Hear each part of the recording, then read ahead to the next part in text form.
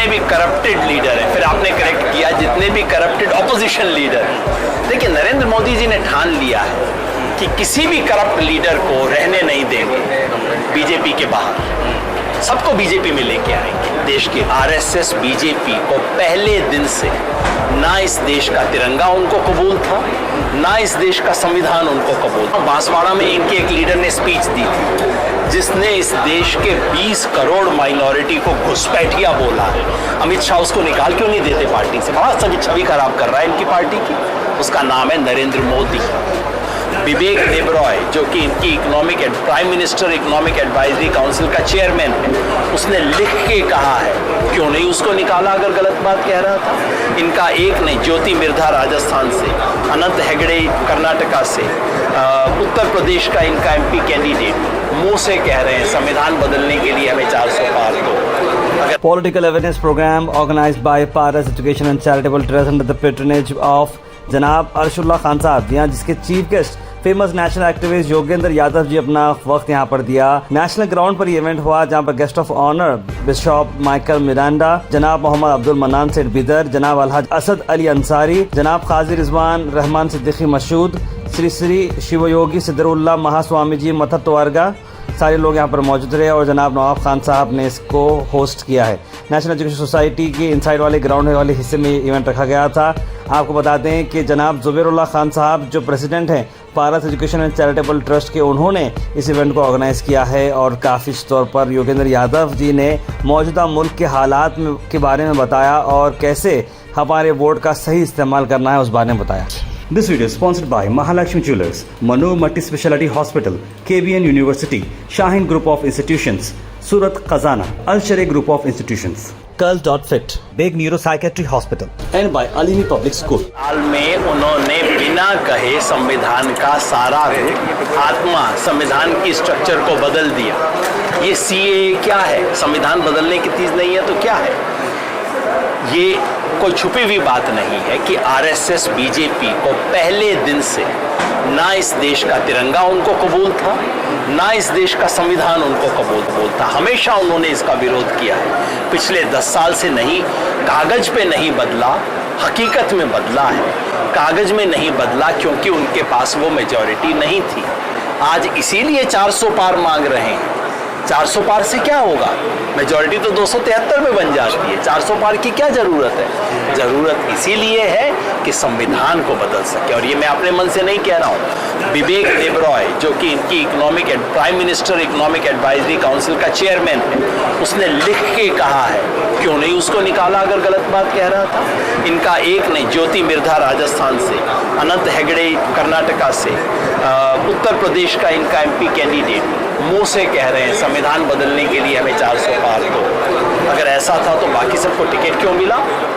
इसमें कोई शक नहीं है कि संविधान को बदलना, क्योंकि ये संविधान इनके मन माफिक नहीं है। संविधान को बदलेंगे। मैं ये भी बता देता हूँ क्या क्या बदलेंगे। सेकुलर को हटा के सनातन शब्द लेके आएंगे। फेडरलिज्म को हटा के पूरे देश को, अब मंगलोर से नहीं, कर्नाटक को दिल्ली से चलाया जाएगा। देश को सेंट्रलाइज करेंगे। वन नेशन वन इलेक्शन के साथ साथ वन पार्टी वन लीडर का कॉन्स्टिट्यूशन लेके आएंगे। प्रेसिडेंशियल सिस्टम लेके आएंगे। इन सब की तैयारी इन्होंने कर रखी है और इस इलेक्शन में अगर पांव फिसल गया तो इनको पूरा मौका मिल जाएगा। सर देखिए, जिस तरीके से आपने कहा कि बीजेपी की जो कंसिस्टेंट आइडियोलॉजी अगर आप देखें तो माइनॉरिटी वो एक रिलीजियस बेस पे काम करती है, इट डजंट मैटर। लेकिन माइनॉरिटी को भी उन लोगों ने इन्विटेशन भेजा। अमित शाह का कहना है कि माइनॉरिटी के सामने बीजेपी की छवि खराब की गई है कि बीजेपी जातिवादी पे इलेक्शन कर रही है। मैं समझता हूँ बहुत अच्छा कह रहे हैं अमित शाह। माइनॉरिटी के सामने बीजेपी बेचारे की छवि खराब की गई है। मैं समझता हूँ बांसवाड़ा में इनके एक लीडर ने स्पीच दी थी जिसने इस देश के 20 करोड़ माइनॉरिटी को घुसपैठिया बोला है। अमित शाह उसको निकाल क्यों नहीं देते पार्टी से? बड़ा सभी छवि खराब कर रहा है इनकी पार्टी की। उसका नाम है नरेंद्र मोदी। उसको निकालो पार्टी से, कहो कि माइनॉरिटीज को घुसपैठिया बता रहा है, माइनॉरिटी में हमारी छवि खराब कर रहा है, इसको पार्टी से निकालें, उसके बाद आए बात करें। सर एक सवाल है, आपने इलेक्ट्रल बॉन्ड पे तो ये बताया कि स्कैम बताया आपने, सर 2018 में स्वराज जो आपका एनजीओ है, पार्टी भी रही है, तो उस पर भी रेड हुई थी, तो उसका क्या हुआ सर? 29 लाख रुपीज़ कैश मिला था आपके जो रिलेटिव थे स्वराज पार्टी, जो स्वराज एनजीओ चला रहे थे। स्वराज पार्टी पे कोई रेड आज तक नहीं हुई है। स्वराज इंडिया पे हो जाएगी, बाद में हो सकता है। स्वराज इंडिया पार्टी पे आज तक कोई रेड नहीं हुई है। स्वराज अभियान कोई एनजीओ नहीं है, कहीं से कोई फंड नहीं लेता, हम अपना ही घर का पैसा डालते हैं। हम सुन लीजिए, स्वराज अभियान है वो एनजीओ नहीं है, बाकायदा हम अपने घर का पैसा लेते हैं। आज तक किसी से एक पैसा ना ग्रांट ली है, ना कभी कोई ग्रांट लेने का इरादा। फॉरेन तो छोड़ दीजिए, इंडियन ग्रांट नहीं लेते हैं। अब तो FCRA भी नहीं है। सब कमाल मजाक कर रहे हैं आप, गाय का FCRA। ये कोई स्वराज अभियान इस देश में डेमोक्रेसी बचाने का एक अभियान है। जाहिर है FCRA छोड़िए, हम तो किसी कहीं से इंस्टीट्यूशनल एक पैसा ग्रांट लेते नहीं हैं, और सारे अकाउंट हैं। जिसका मन है एक बार नहीं 25 बार जांच करें। जब एक पैसा ग्रांट नहीं लेते तो किसी का जवाब क्या देंगे उसका? आप जो जिक्र कर रहे हैं वो ये है कि मेरी बहन के घर इन्होंने छापा मारा था, ये सोचते हुए जो वो एक अस्पताल 100 बेड का अस्पताल चला रहे हैं, और 100 बेड का अस्पताल चलाने वाले के पास एक इम्प्रेस्ड नामक चीज़ होती है। आप 100 बेड का हॉस्पिटल जेब में 50 रुपए का नोट रख के नहीं चलाते हैं, इम्प्रेस्ड रखते हैं, आप चलाते हैं।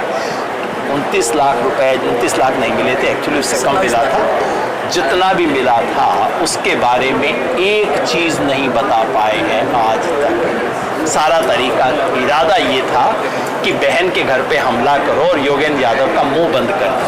मुंह बंद नहीं होगा, जो मर्जी कर। जिस तरह से अभी आपने मुंह बंद करने की बात की है, मुंह बंद करने की बात की है, बीजेपी अरविंद केजरीवाल और दीगर बड़े दिग्गज नेताओं को करप्शन के मामले में जेल में डाल रही है, और बीजेपी का यह दावा करना है कि जितने भी करप्टेड लीडर हैं, पॉलिटिकल अपोजिशन लीडर, सबको जेल में डाला जाएगा।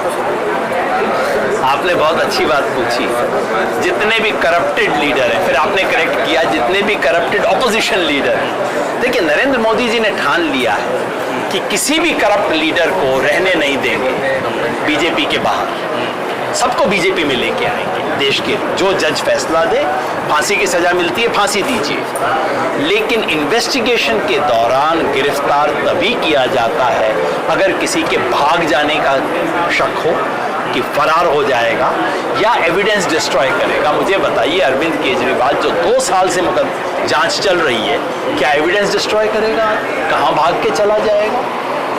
और अगर आपको जांच करने के लिए गिरफ्तारी जरूरी थी, 2 महीना वेट कर लो भाई। 2 साल से चल रहा है, 2 महीने में आफत पड़ रही थी।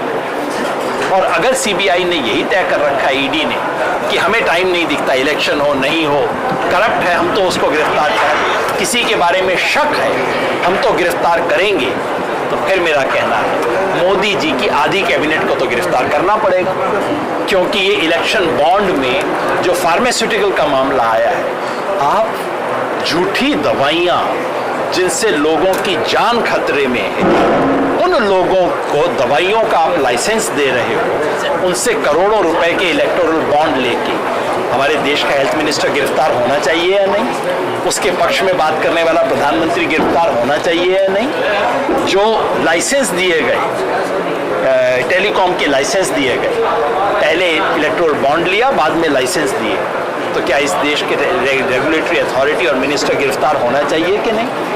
आप ऐसा कीजिए, जरूर अरविंद केजरीवाल को गिरफ्तार कीजिए, सोरेन को गिरफ्तार कीजिए, साथ में मोदी जी की आधी कैबिनेट को भी गिरफ्तार कर लीजिए। सर, एक सेल्फलेस, जैसे एक राजनीति, सेल्फलेस राजनीति जो एक दौर में हुआ करती थी, यानी डेवलपमेंट पे राजनीति हुआ करती थी। आज की जो राजनीति है, तो कहीं ना कहीं जातिवादी पे ये राजनीति टिकी हुई है। तो ऐसे में एक आम इंसान को जातिवादी राजनीति पे फोकस करना चाहिए या फिर डेमोक्रेसी पे? जाहिर है हर इंसान को इस देश का भला सोचना चाहिए, उसी से काम करना चाहिए और जातिवादी राजनीति जाहिर है नहीं करनी चाहिए, इसमें तो कोई शक ही नहीं हो सकता। यानी कि अपने आप को सिर्फ जाति के खेमे में डाल के नहीं देखना चाहिए, हमें बतौर इंसान के देखना चाहिए, वही कोशिश करनी चाहिए। सर, प्रज्वल रेवन्ना के ऊपर आपने अभी बात की, यहाँ पर जिस तरह से सेक्स वीडियो स्कैंडल चल रहा है उनका, बीजेपी को आपने वहाँ पर इल्ज़ाम लगाया। बीजेपी हालांकि उसके डिफेंस में ये कह रही है कि अलायंस गवर्नमेंट बीजेपी जेडीएस के साथ तो अलायंस है उनका, लेकिन कैंडिडेट चुनने का इख्तियार बीजेपी का थोड़ी है, तो उसमें बीजेपी जिम्मेदार कैसे हुई?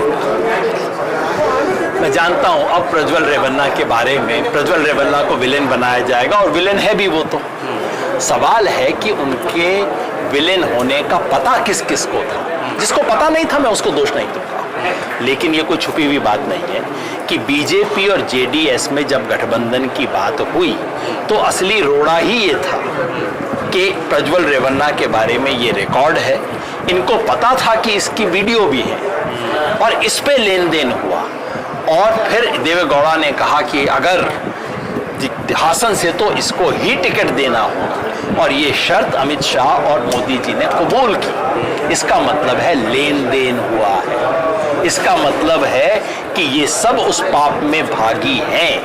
अगर पता ना होता तो मैं किसी को दोष नहीं देता, मगर आज अलायंस की जेडीएस की शर्त ये थी और इस देश के गृह मंत्री जिनकी जिम्मेवारी इस देश की औरतों को बचाना है, उसने इस शर्त को कबूल किया, यानी कि औरतों की इज्जत पे सौदा किया इन लोगों ने, इसलिए जिम्मेवारी। तो बीजेपी तो अक्सर बेटी बचाओ बेटी पढ़ाओ का नारा है, उनका एजेंडा है, उनकी थीम है, तो आपको कहाँ लगता है कि बीजेपी इस चीज़ से मुकर?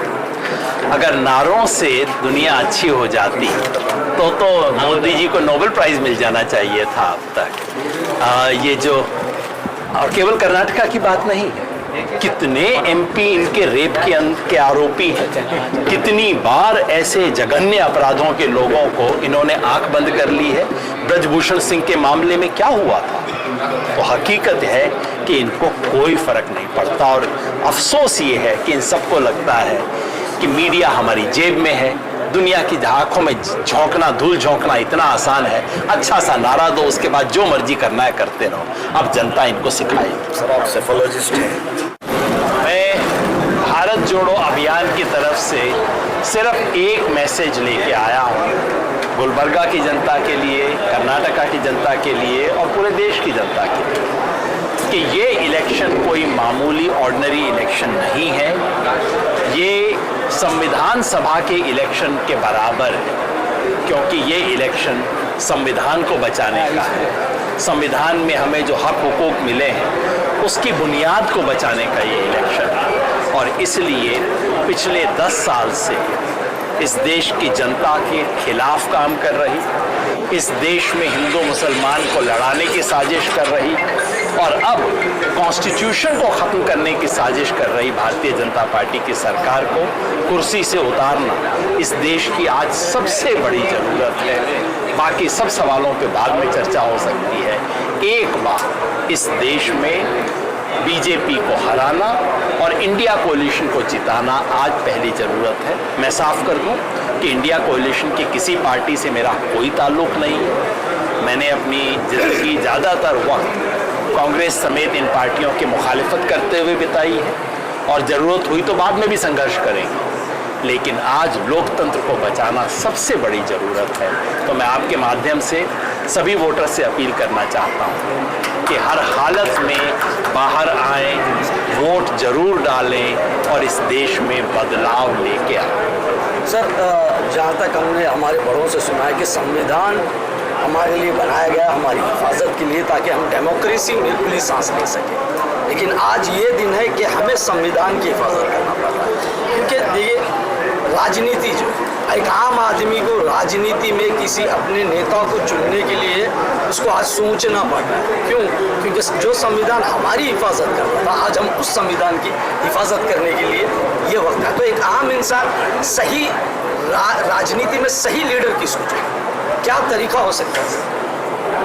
आज अगर ये नौबत आई है कि हमें संविधान को बचाने के लिए आना पड़ रहा है, इसका मतलब है कि ये देश क्राइसिस में पहुंच चुका है। और जब भी कोई बड़ा क्राइसिस होता है तो रिपब्लिक को उस वक्त ना सरकार बचाती है, ना पार्लियामेंट बचाती है, और अमूमन जुडिशरी भी नहीं बचा पाती है। अंत में पब्लिक को ही उतरना पड़ता है रिपब्लिक को बचाने के लिए। हमारा मुल्क आज उस पॉइंट पे आ चुका है, और अगर ये मौका भी हमने छोड़ दिया तो पता नहीं बाद में फिर अगला मौका कहाँ मिलेगा, कैसे चुने। मैं समझता हूँ बड़ा सवाल हमेशा सामने रखना चाहिए, छोटी चीज़ों को बाजू में कर देना चाहिए। ये इलेक्शन मेरे हिसाब से बिजली सड़क पानी का इलेक्शन नहीं है। सब बिजली सड़क पानी मिल जाएगी और जो सरकार गलत काम करेगी उसका कान पकड़ लेंगे, लेकिन कान पकड़ने का जो हक है, ये हक अगर चला जाएगा तो सबसे गड़बड़ की बात है। आज सबसे बड़ी बात है कि इस इलेक्शन के बाद किसी ना किसी बहाने से जब इस देश के संविधान को बदलने का प्रपोजल पार्लियामेंट में लाया जाएगा, उस वक्त जिसे मैं चुन रहा हूँ वो आज हमारे संविधान के हक में वोट देगा कि उसके बरखिलाफ वोट देगा। मेरे लिए आज सबसे बड़ा सवाल यही है, और मैं आपके माध्यम से वोटर से भी ये अपील करना चाह रहा हूँ कि इस बार वोट देने से पहले एक बार अपने बच्चों की तरफ देख लें। ये बच्चे जिस मुल्क में बड़ा होंगे, क्या हम चाहते हैं कि वो मुल्क झूठ और नफरत की बुनियाद पर पले? आज एक के खिलाफ नफरत चला रहे हैं, वो नफरत और झूठ किसी दिन पलट के मेरे तक पहुंचेगी। क्या हम चाहते हैं मेरे बच्चे उस झूठ और नफरत के अंदर बढ़े? ये फैसला करके इस बार का वोट दें। सर, जिस तरह से आप आपने बताया कि इंडिया गठबंधन से आपका कोई ताल्लुक नहीं है, कुछ बेनिफिट है इंडिया अलायंस से को तो बहुत सारे लोग इंडिया अलायंस पे बहुत ज़्यादा भरोसा है, तो कितना इम्पैक्ट रहेगा कांग्रेस पार्टी पे इंडिया अलायंस? कुछ स्टेट्स में इंडिया अलायंस की कोई अहमियत नहीं है, जैसे कर्नाटका में कांग्रेस ही है, लेकिन उत्तर प्रदेश में बिल्कुल अहमियत है। सपा और कांग्रेस अलायंस अगर ना होता तो सपा कमज़ोर होती, कांग्रेस कमज़ोर होती। तमिलनाडु में इंडिया अलायंस की बहुत अहमियत है। अलग अलग स्टेट की बात है, लेकिन कुल मिला के मेरी इच्छा थी कि इंडिया अलायंस ने जितना किया है उससे कुछ ज़्यादा करता। मेरी इच्छा थी कि इंडिया अलायंस को अपना एक कॉमन मैनिफेस्टो निकालना चाहिए, वो चीज़ें नहीं हो पाई, लेकिन सीट एडजस्टमेंट हुआ है, और ये बीजेपी से निजात पाने के लिए देश के पास एक बहुत अच्छा मौका है। सर, आखिरी सवाल, जिस तरह से आज पारस एजुकेशन चैरिटेबल ट्रस्ट के प्रेसिडेंट जुबैरुल्लाह खान एंड टीम ने आपको गुलबर्गा यहाँ पर बुलाया है, पॉलिटिकल अवेयरनेस प्रोग्राम ऑर्गेनाइज किया है, इसके ज़रिए आप गुलबर्गा के वोटर्स को क्या मैसेज देना चाहिए? गुलबर्गा के वोटर को मैं यही मैसेज देना चाहता हूँ, इस शहर की, इस इलाके की बहुत लंबी हिस्ट्री है, और वो हिस्ट्री एक दूसरे के साथ रहने की हिस्ट्री है। अगर उस हिस्ट्री को, अपनी विरासत को हमें बचाना है, तो आज झूठ और नफ़रत का व्यापार कर रही बीजेपी और आरएसएस को इस देश की सत्ता से उतारना बेहद ज़रूरी है। 7 तारीख को जो वोट हो, उस दिन आज की तारीख में जो लोग इस देश में झूठ और नफ़रत ख़त्म करना चाहते हैं, उनके पास एक ही रास्ता है, पंजा कांग्रेस पार्टी। इसमें कांग्रेस पार्टी को वोट दें और भारतीय जनता पार्टी को सत्ता से उतारें। Thank you. दिल की गहराइयों से शुक्रिया अदा करता हूँ, और स्पेशली इनसे हमारे ऑडियंस का मैं बहुत ज़्यादा मशहूर हूँ। इतनी गर्मी में, इतनी धूप में पिन ड्रॉप साइलेंस के साथ योगेंद्र यादव जी को आप लोगों ने सुना, उनका बहुत बहुत शुक्रिया। और आपके मेरे सोशल मीडिया के साथ हैं वसीम साहब, मोहसिन साहब, इमरान साहब, असीम साहब, जिस किसी का नाम छूट गया मैं सबका शुक्रिया अदा करता हूँ। ये एक और बात पारस चैरिटेबल ट्रस्ट की तरफ से हम और भी ऐसे प्रोग्राम मुनाफत करेंगे आगे, कि इसमें इंशाल्लाह आप लोगों का ताउन चाहिए।